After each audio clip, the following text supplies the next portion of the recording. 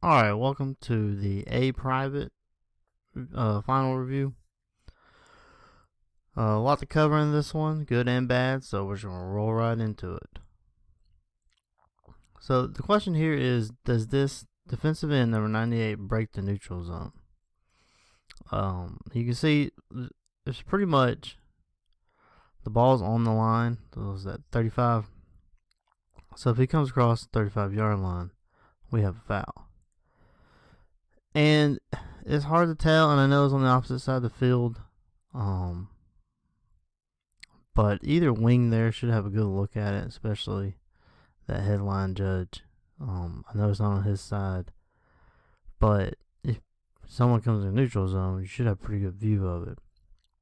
And if the neutral zone is 35, it's hard to tell. I know we're not right on it, but we need to make sure if that head breaks that line, then that's a foul. You also could have,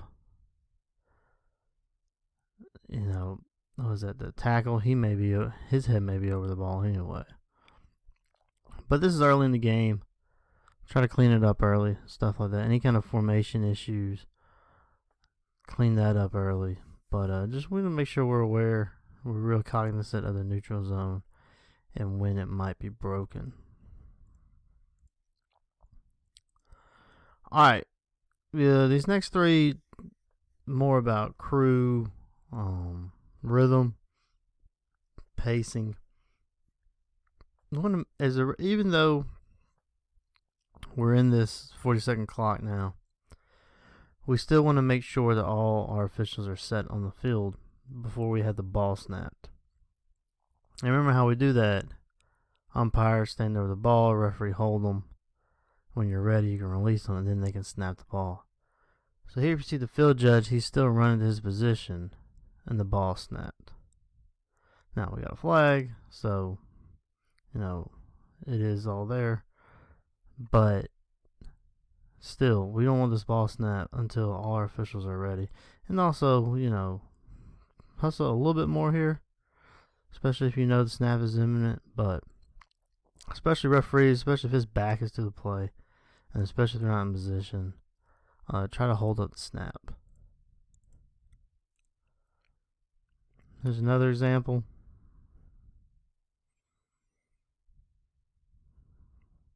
Still have officials getting into position. Probably don't even have a count yet. They may have. I guess you can count while you're backpedaling, but again, just referee have that umpire. We just had a ball change, so we know that it's going to take us a couple more seconds to get in position. So have that umpire stand over the ball, be ready. And the referee still got a ball in his hand when the ball snapped. We technically got two balls on the field. So just hold it up.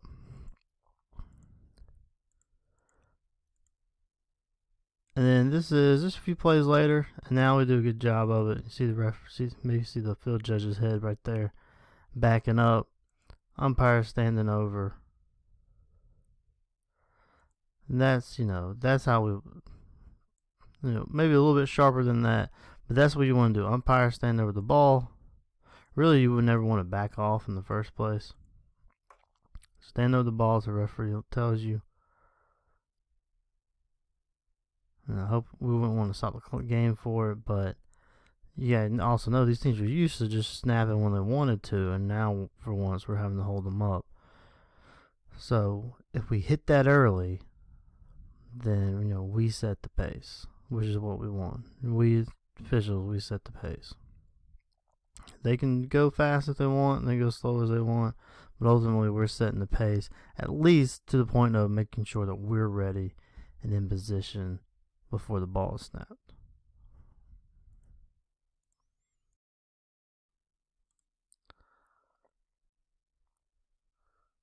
Alright, on this next one, we're going to have a catch on the sideline.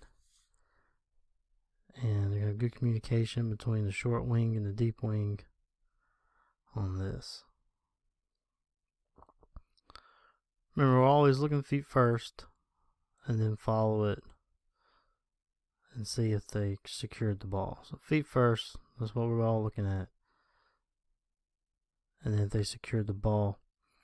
or the whole one gets the feet, one gets the ball. We don't do that anymore. Talked about this extensively in camps last summer. So it's feet first, then look at ball. Looks like everything's good there. But the main thing right here, great communication between your short wing and your deep wing. See that deep wing's good position. He can see it all. So he's looking at the feet. Good job all around there.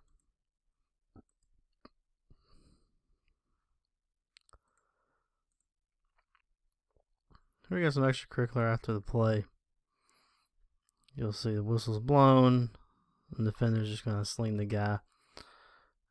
Early in the game like this, just make sure we're in there and we're talking to him. Just early in the game, unless it's real chippy at that point, just kind of talk to him and say, hey, when the whistles blow, the whistle's blown. There's no need for that sling there. It's a good opportunity to come in and talk to your players.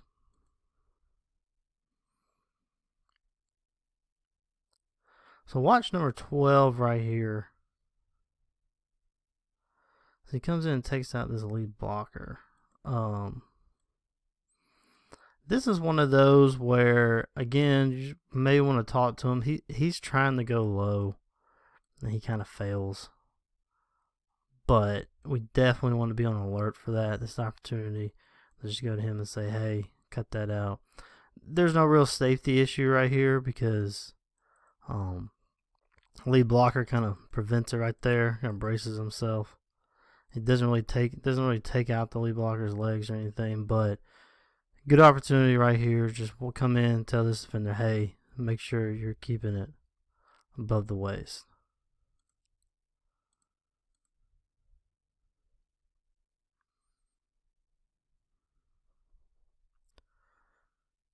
Here's another one. This is later in the game, about play 52. You can see the defender again, he's going in and going low. And this one's kind of hard to tell if he's really diving at his knees or if he just kind of stumbles and takes it on. And again, it's one of those issues where, yeah, he's going low, doesn't really take anything out. We're still fairly early in the game. Maybe you talk to him, maybe you flag it. I'm probably just talking to him. Because again, it's hard to tell if he's like stumbling, if he's really going low, trying to take this guy out. But we need to clean up. Definitely don't want to take out any lead blockers. Definitely can't go low, of course, because that would be outside the free blocking zone, obviously.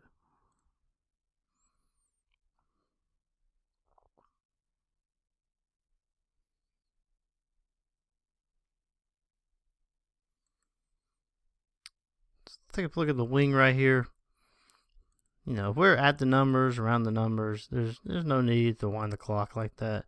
Just do that if it's really questionable on the sideline. Unless your clock guy is having issues, especially in a field like this where you kind of have a big field and the press box may be oddly situated.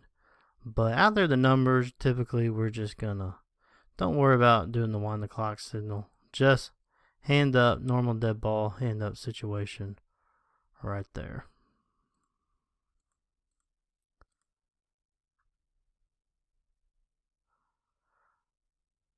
It's a great call for illegal touching.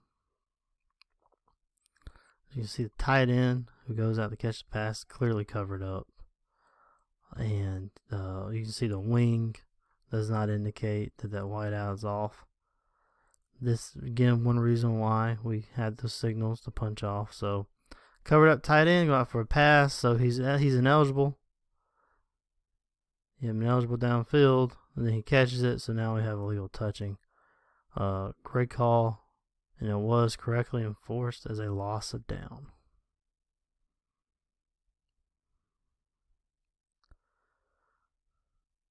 So, we call holding here.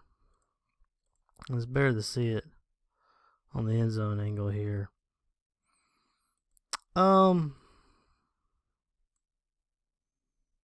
at first I wasn't, I'm still, I don't know. It's not a great foul because remember we look at feet. Where's the feet?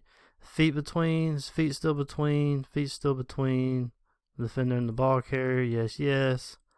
Once he clears, that's when you really have the hold. But if he's shuffling, he's working them. He looks like he's got him inside the chest. I don't see any real restriction there. Feel free to disagree with me, but this is not a quality hold foul. I went back and forth on it, but the more I see it, the more nah. He's got the feet. He's got the feet. Now that he's by him, now you really see the whole grabbing restriction. But until then, you really didn't have much of anything. So that's one you might want to keep in your pocket.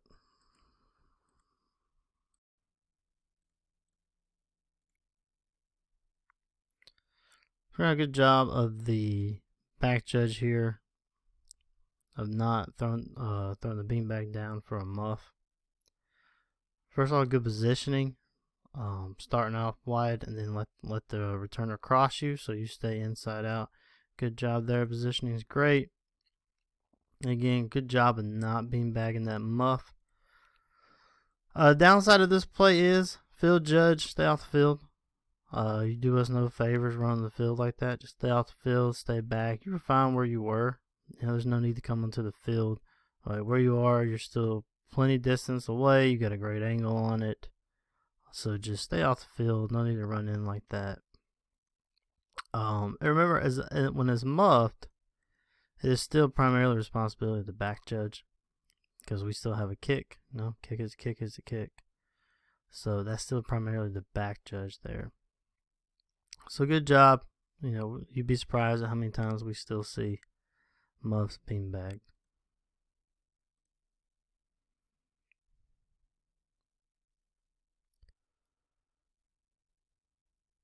So we have a flinch on the tight end on the far side. And the line judge is the one that throws the flag. Just, we don't need that. Head line judge, would be nice if you had thrown your flag. But maybe you saw the line judge flag come out, so figured you didn't have to. But play like this, blow your whistle first to stop it, and then you can throw your flag. Line judge does it properly, throws flag on the side of the field where the foul occurred. But, this is mostly the headline judge, so he should be the one throwing the flag there.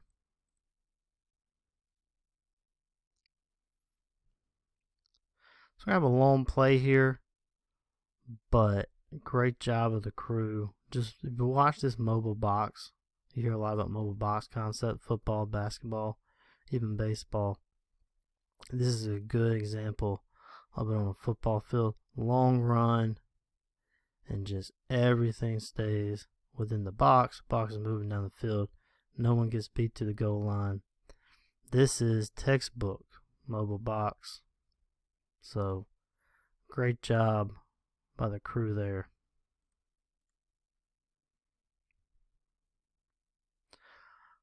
Alright, we didn't talk about it, but this has been posted on the channel for a couple of weeks now, so we're going to talk about it.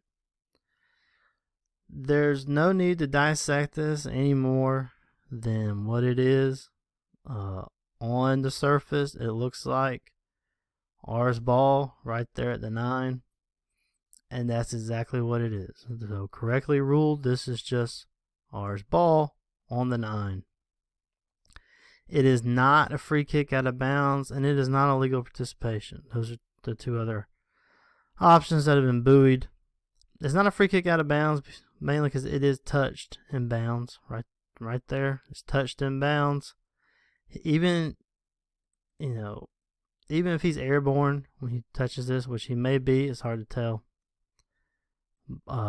He's airborne when he touches this, and you can see the wing is winding the clock, so he's indicating that this has been touched.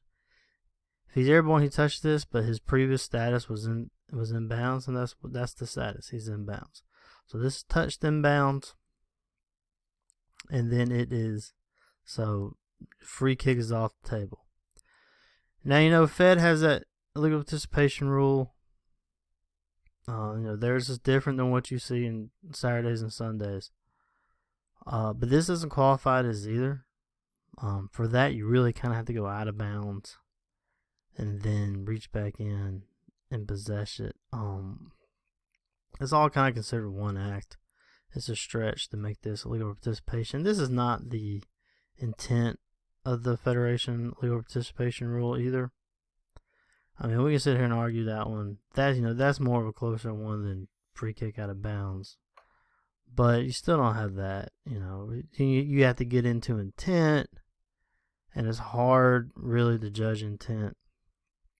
So this is on the surface just ours ball at the 9, and that is correct ruling. That's what the crew did, as you can see here. So bit of a quirky play, but it's one of those plays where you just don't make it more than it is.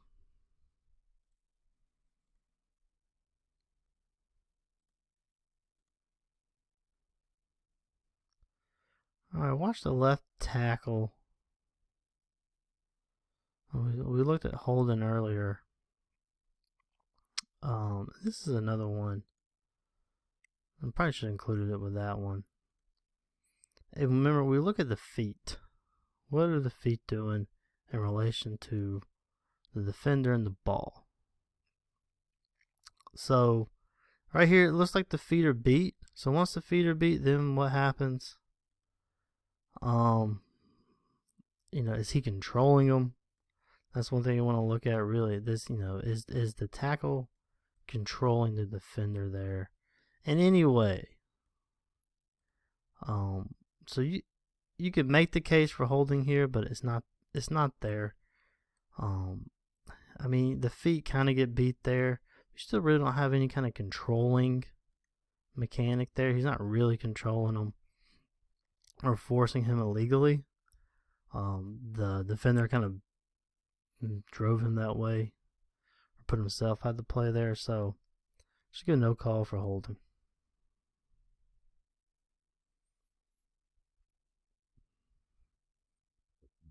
Here we're going to have a great job of ruling a catch, but then we're going to be off on our spot. So spots are important, obviously.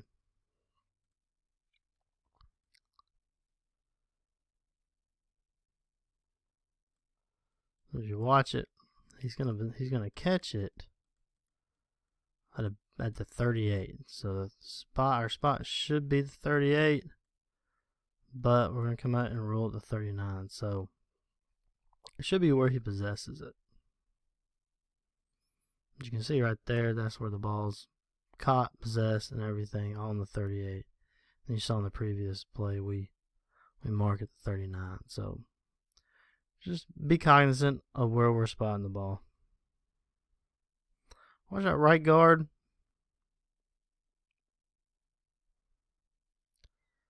That is an illegal block, and you'll really see it here on the end zone view.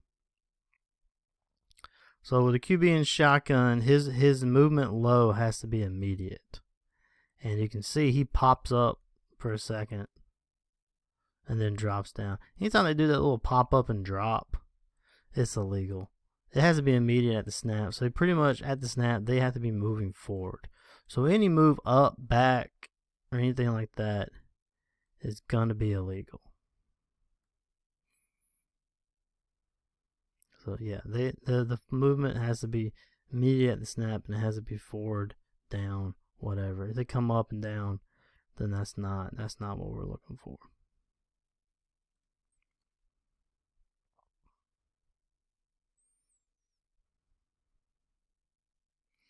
So referee here,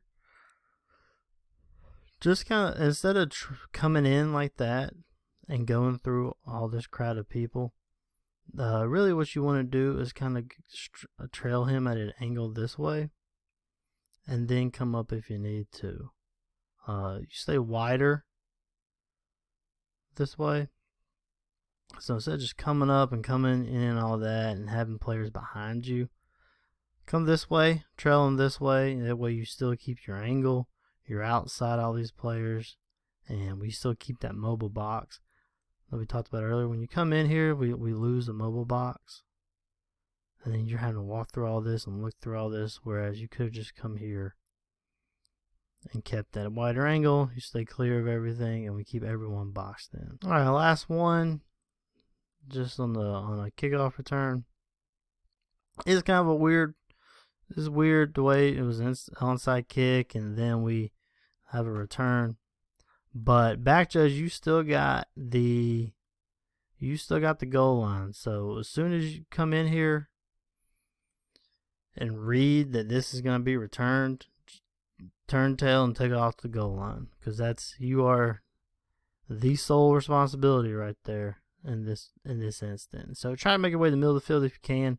Yeah, I know this is a weird play because we're expecting an onside kick and then we didn't get an onside kick, but just kind of make your way to the middle and just turn tail and run to the goal line. All right, that's it. Thank you for watching. We will be back in a couple of weeks with the AA final.